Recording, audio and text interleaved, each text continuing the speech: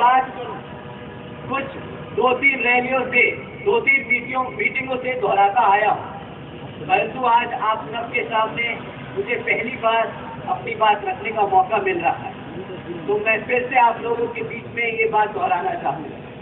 साथियों, विपक्षी पार्टियां, उनके चमचे हमारी पार्टी के कैडर को, हमारे लोगों को, हमारे कार्यकर्ताओं को भ्रमित करने की कोई कसर नहीं छोड़ते। हमारे कार्यकर्ता, हमारे वर्करों को डिमोरलाइज करने में कोई कसर नहीं छोड़ते।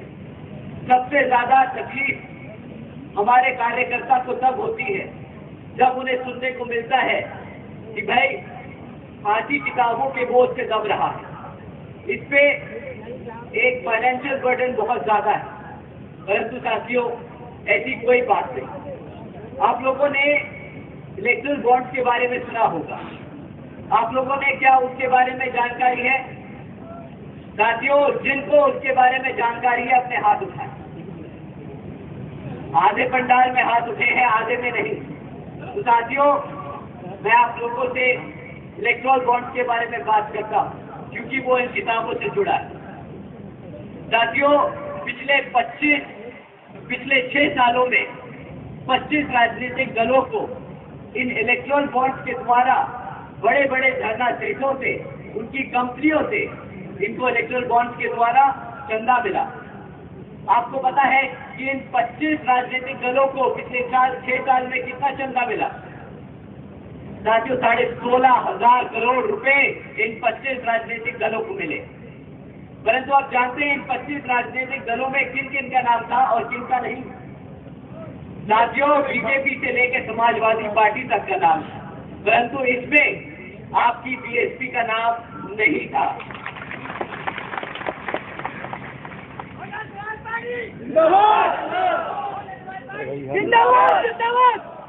साथियों, बीएसपी केवल यहाँ उत्तर प्रदेश में नहीं बल्कि पूरे देश में बड़े बड़े पूंजीपतियों व धरना सेठों के धन धन के सहारे नहीं, बल्कि अपने समर्थकों, कार्यकर्ताओं, वर्करों के बल पर, उनके तन मन और धन के आधार पर यहाँ अपना चुनाव लड़ती आई है और आगे भी अपना चुनाव उन्हीं के बल पे लड़ती जाएगी।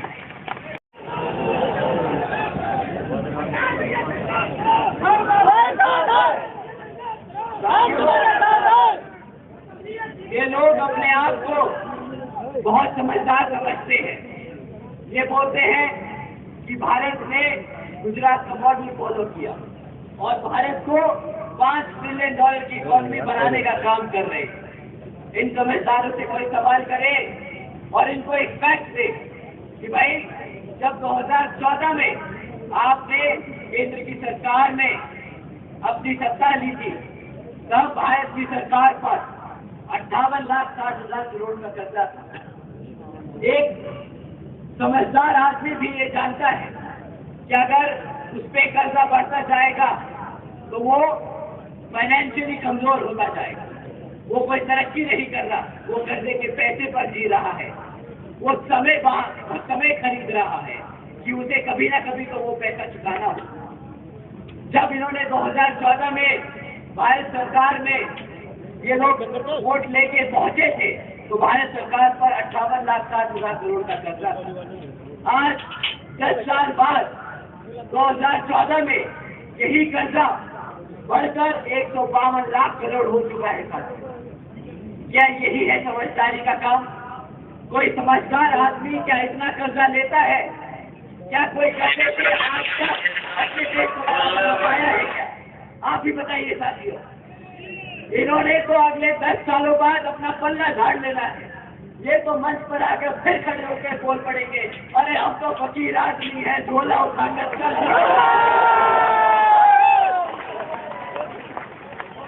और ये 152 लाख करोड़ का कर्जा हमारे लोगों पर छोड़ जाएंगे। इन लोगों की पुरानी फितरत है साथियों, दूसरों का काम दूसरों पे चिपकाने का। ये लोग मार्केटिंग का काम बहुत बखूबी अच्छे से जानते हैं। ये लोग पिछले 10 साल में से अपनी मार्केटिंग करते आए हैं। हर दूसरे दिन एक नई योजना निकालेंगे कभी ये योजना, कभी वो योजना। जब योजनाओं के आइडिया खत्म हो जाएंगे तो योजना 2.0, योजना 3.0, योजना 4.0, इनकी योजना ही नहीं खत्म होगी साथियों।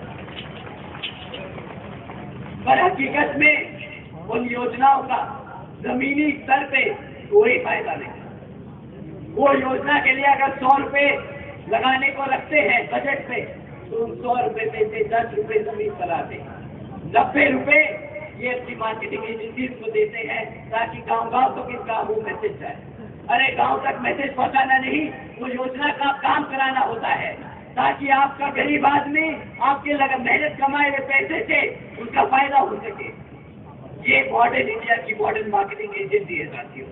ये इलेक्शन जीतने आपके भले के लिए नहीं लड़ते, ये इलेक्शन अपने आप को सत्ता में रखने के लिए लड़ते हैं। ये इलेक्शन आपको सत्ता से दूर रखने के लिए करते हैं। ये इलेक्शन आपको कमजोर रखने के लिए करते हैं। ये इलेक्शन हमारे संविधान को बदलने की कोशिश के लिए लड़ते हैं। साथियों, इससे बड़ा देशद्रोही कोई नहीं। अब बात करते हैं सुरक्षा की। मैं बस एक लाइन बोलूंगा, मैं इनका एक पास किया हुआ ऑर्डर आपको बताऊंगा। अगर ज्यादा बोला तो शायद नाराज ना हो जाएंगे लोग, परंतु आप लोगों को जानना बहुत जरूरी है।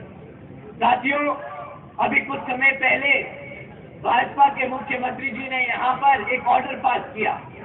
ऑर्डर में कहा कि लड़कियों को आज शाम को 8 बजे के बाद से प्राइवेट इंस्टीट्यूट में, कॉलेजेस में ट्यूशन लेने की जरूरत नहीं है, उन्हें लेने नहीं दिया जाएगा।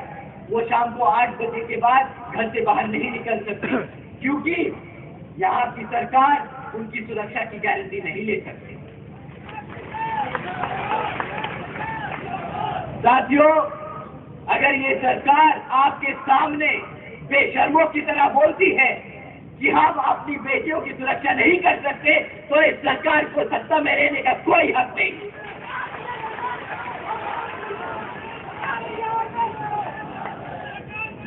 ना ये सुरक्षा दे पाए, ना ये शिक्षा दे पाए, ना ये रोजगार दे पाए। किस बात का अखंड भारत की बात करते हैं ये लोग? कहां से बनेगा अखंड भारत जब आप अपने लोगों को, अपनी जनता को सुरक्षित नहीं रख सके? आप लोगों ने धोखा नहीं दिया है, आप लोगों ने हमारी जनता को धोखा नहीं दिया, आप लोगों ने गद्दारी की है। आपसे बड़ा देशद्रोही नहीं अगर आप अपनी आवाम को अपने पैरों पर नहीं खड़ा कर सकते। साथियों, न सुरक्षा दे पाए, न शिक्षा दे पाए, न रोजगार दे पाए, जिन लोगों के सर पे छत थी वो भी छीन ली।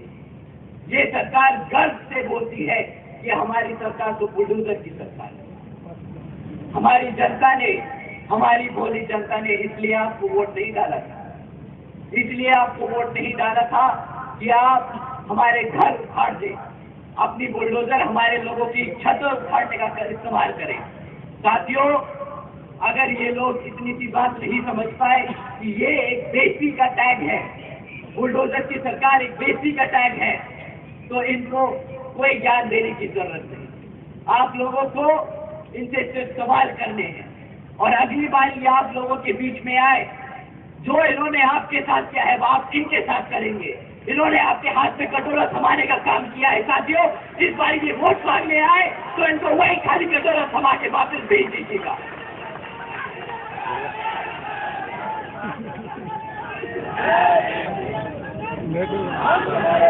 चुनाव में बता दीजिए इन्हें कि यहाँ पर किसका राज चलता है।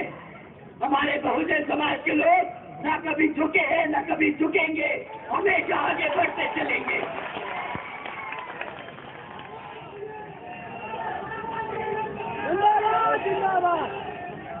साथियों, मैंने आप सबका बहुत समय लिया, इन सब के बारे में बहुत बात कर ली, परंतु अब आपको बहन जी के कामों के बारे में बात करते हैं, उनके कामों के बारे में बताते हैं ताकि आप समाज में जाएं। जनाब साथियों, और मेरा आप सभी को प्रणाम। साथियों, इससे पहले मैं आप सबके बीच में अपनी बात रखूं, मैं यहाँ मौजूद सभी माताएं बहनें बड़े बुजुर्ग और युवा साथियों का जो पिछले 3-4 घंटे से हमारा यहाँ इंतजार कर रहे हैं, गर्मी में बैठे हैं हमें सुनने के लिए, आप सभी का मैं तहे दिल से धन्यवाद करता हूँ साथियों। साथ ही साथ आज यहाँ मंच पे मौजूद सभी छोटे बड़े नेता, सभी पदाधिकारीगण, आप सभी का भी मैं तहे दिल से धन्यवाद करता हूँ कि आपने आज की जनसभा को इतनी अच्छे से सक्सेसफुली और बेस्ट ऑर्डर से एग्जीक्यूट किया है। साथियों, सबसे पहले मैं अपने सभी संतों, गुरुओं, महापुरुषों को, जिसमें खासकर महात्मा ज्योतिबा फुले, छत्रपति शाहू महाराज, नारायण गुरु, पेरियार रामास्वामी जी, बाबा साहब डॉक्टर भीमराव अंबेडकर जी एवं मान्यवर साहब श्री काशीराम जी को नमन करता हूं।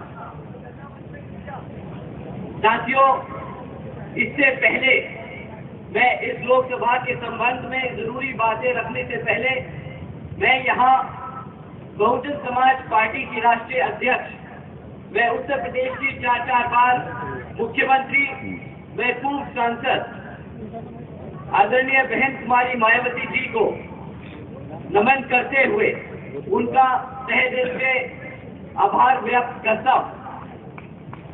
साथियों, जिन्होंने अपनी पूरी जिंदगी वामसेन, DS4 व BSP के जन्मदाता एवं संस्थापक मान्यवर साहब श्री काशीराम जी के बताए हुए रास्ते पर चलकर परम पूज्य बाबा साहब डॉक्टर भीमराव जी के मानवतावादी व आत्मसम्मान एवं स्वाभिमान के मूवमेंट के कारवा को अपने आजीवन त्याग, तपस्या व कड़े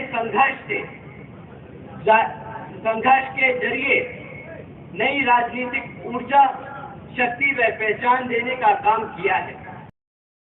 अपनी पार्टी BSP के नेतृत्व में सरकार बनाकर खासकर बहुजन समाज के लिए ऐसी मिसाल बन गई है जिनसे प्रेरणा लेकर आज करोड़ों लोग यहाँ पर सामाजिक परिवर्तन व आर्थिक तरक्की के मिशनरी कार्य से जुड़ चुके हैं। साथियों, इतना ही नहीं बल्कि मैं भी खुद उनके इस नेतृत्व से प्रभावित होकर BSP मूवमेंट से जुड़ चुका और उनके पद चिन्हों पर चलकर उस मिशनरी दायित्व, कर्तव्य व फर्ज को पूरी कोशिश करूंगा निभाने की, जिसके लिए बहुजन समाज के मसीहा परम पूज्य बाबा साहब डॉक्टर भीमराव अंबेडकर जी आजीवन कड़ा संघर्ष करते रहे।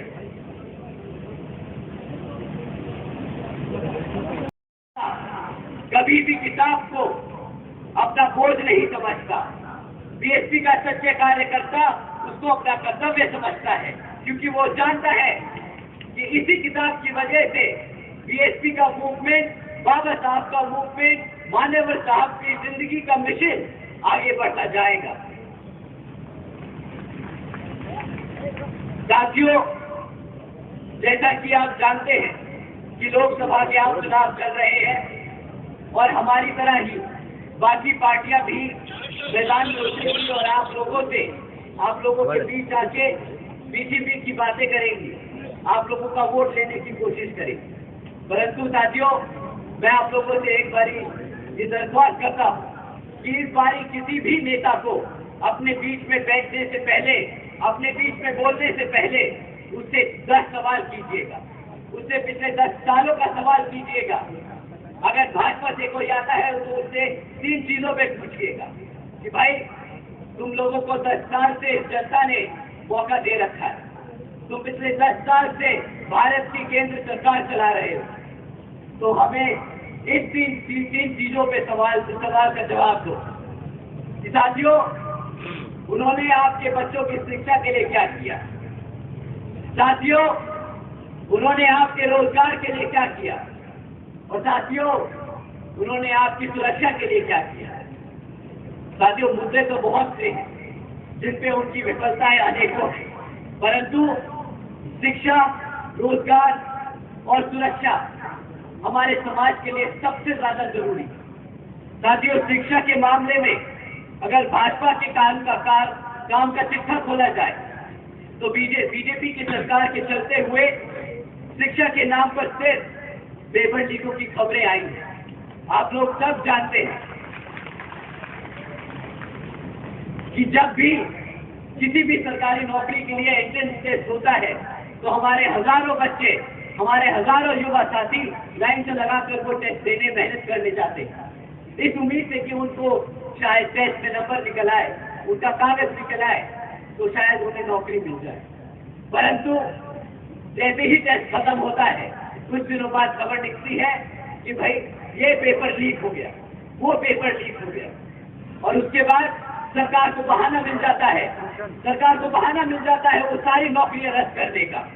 साथियों, वो लोग बहाना ढूंढते हैं, आपको किसी तरह रोजगार न मिल पाए वो बहाना ढूंढते हैं।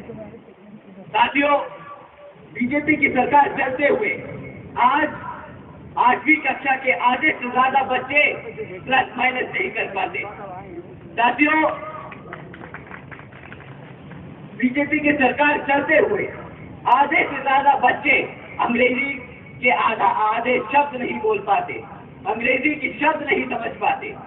साथियों, एक तरफ केंद्र की सरकार बोलती है हम डिजिटल इंडिया बनाएंगे, हमारा इंडिया डिजिटल होता जा रहा है, परंतु आज भी 65% से ज्यादा स्कूलों में एक भी कंप्यूटर नहीं है। साथियों, अगर शिक्षा की बात करें तो वो आप सब जानते हैं कि आपके लिए कितनी महत्वपूर्ण है, आपके बच्चों के लिए कितनी महत्वपूर्ण है।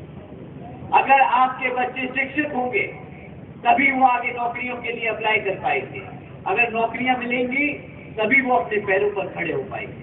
अगर कोई सरकार आपके बच्चों की शिक्षा से खिलवाड़ करे, वो आपकी शिक्षा से नहीं, आपके आने वाले भविष्य से खिलवाड़ कर रही है।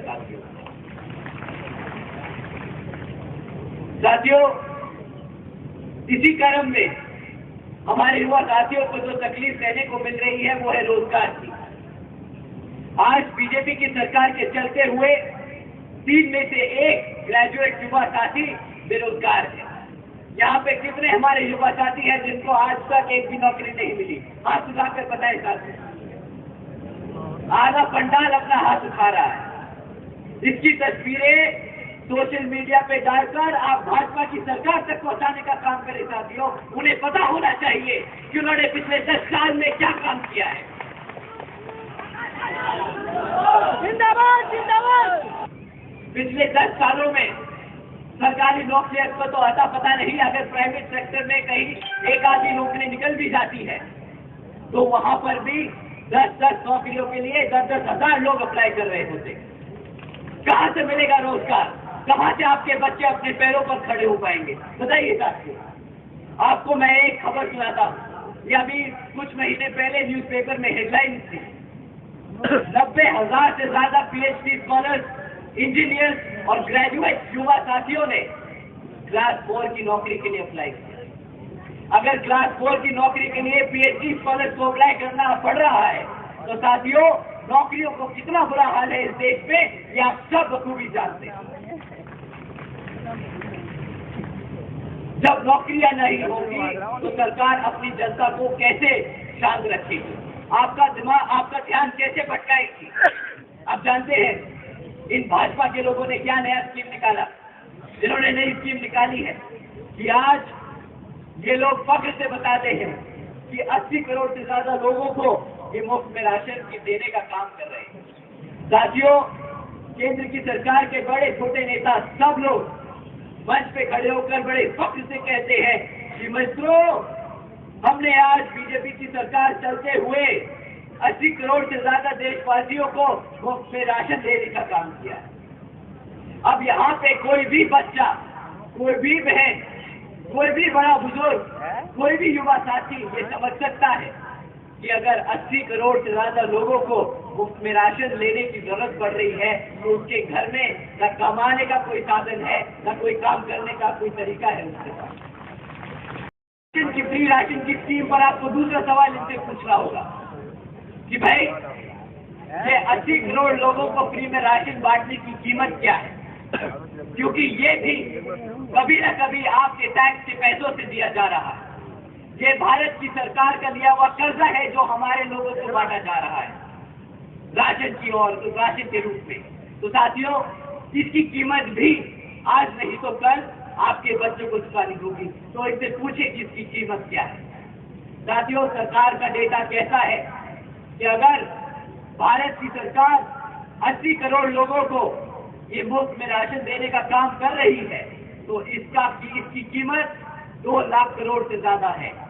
साथियों, अगर भारत सरकार का पैसा, अगर आपकी मेहनत की कमाई का पैसा 2 लाख करोड़ रुपया ऐसे मुफ्त में राशन में बांटने में लगाया जाएगा तो फिर यहाँ पे कौन सा डेवलपमेंट हो रहा है, इसका भी जरा हिसाब देने का काम आ गया है। साथियों, अब ये 2 लाख करोड़ रुपए राशन पे खर्च रहे हैं, पर प्रति एक घर में कितने का राशन पहुंच जाता है महीना? 500,000 रुपया, 500,000 रुपये का राशन महीना मिलेगा। 150 रुपए का। साथियों, हम कहते हैं महंगा से महंगा कर लो तुम करप्शन, इसमें भी ले जाओ 1000 रुपए का राशन। साल में 6,000 रुपए से ज्यादा का राशन नहीं मिलता है हमारे गरीब लोगों को। साल में 6,000 रुपए से ज्यादा का राशन नहीं मिलता, परंतु इसके बदले आपसे क्या लूटा जाता है? अगर क्लास 4 की भी नौकरी दे देते तो महीना 15-20 हजार रुपया तो मिलता। साल का 2.5 लाख रुपया मिलता आपको। 6,000 रुपए लेके, 6,000 रुपए का राशन देके आपसे 2.5 लाख रुपए लूटने का काम करते हैं ये। साथियों, इनका गुजरात मॉडल अगर यही कहता है तो नहीं चाहिए हमें गुजरात का मॉडल, नहीं चाहिए हमें ऐसा फ्री का राशन। हमें अपने पैरों पे खड़े होने का अवसर चाहिए जो हमारे बाबा साहब दे के गए हैं। उत्तर प्रदेश में एक लाल टोपी वाले भी हैं।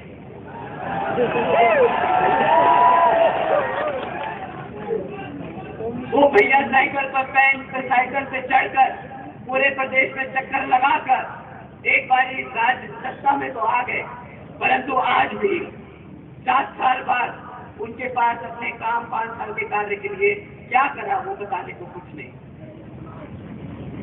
आप लोगों को उन्होंने खूब उल्लू बनाया, टोपी पहन गए और आपको भी टोपी पहना गए, परंतु इस बारी साथियों अब आप लोग इसके झांसे में मत आइएगा। ये लोग मीठी बातें बहुत करेंगे, परंतु आपको इनसे काम पूछना है कि इन्होंने करा क्या। पिछले विधानसभा आम चुनाव में हमारे मुसलमान के भाइयों ने इनको एक तरफा वोट डाला, पर आज उसी समाज के अत्याचारों के खिलाफ इनके मुंह से शब्द नहीं निकलता। क्या बताओ, सच है कि नहीं साथियों?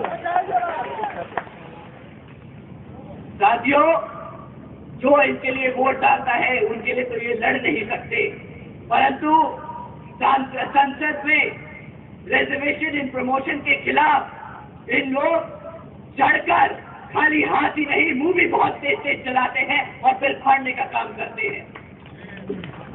इनको वोट डालना मतलब हमारे समाज के खिलाफ वोट डालना हो जाएगा। इस बारी आप ना अपने आप से किसी साथी को इनके फेवर में वोट डालने की कोशिश ना करने दें साथियों। इसके साथ साथ यहाँ कांग्रेस भी आपके बीच में आएगी।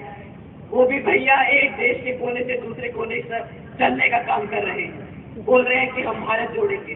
पिछले 60-70 सालों में तो उनसे भारत बनाने की पता नहीं क्या कौन सा फेविकॉल लेके घूम रहे हैं कि भारत। आजकल बोल रहे हैं कि भारत की जनता को हमारे SC भाइयों को रिजर्वेशन देने का काम करेंगे। उन समझदार आदमी को बताए कोई कि हमारे मान्यवर साहब, हमारी बहन जी ने पिछले 20 सालों से कड़ी मेहनत कर हमारे भाइयों को रिजर्वेशन दिलाने का अपने आप काम कर लिया है, उनकी कोई जरूरत नहीं है।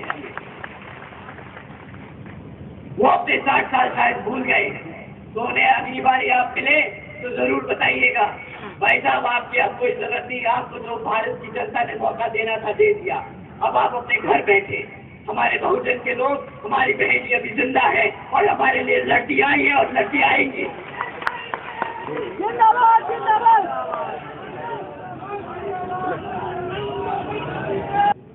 रहेगा आपको रोजगार नहीं दिया, इनकी अब मानववादी सोच सोचिए, इनकी प्लानिंग समझिए। जब आप पढ़ेंगे नहीं तो अपने इतिहास के बारे में जानेंगे कैसे? जब आपको नौकरी नहीं मिलेगी तो आपको रिजर्वेशन कहां से मिलेगा? साथियों, इन्होंने आपके इतिहास को खत्म करने की कोशिश की है। अगर ये पार्लियामेंट में आपका संविधान नहीं बदल सकते तो ये इस तरीके से आपका भविष्य खत्म करने की कोशिश कर रहे हैं। साथियों, अगर बहन जी नहीं होती अब तक तो ये हमें सबका मिटा चुके होते। जिंदाबाद जिंदाबाद। चुनाव में आप लोगों को इनको खदेड़ के भगा देना है मैदान से और हाथी वाले निशान के सामने वाला बटन दबाकर यहाँ बहन जी के हाथ मजबूत करने का काम करना है।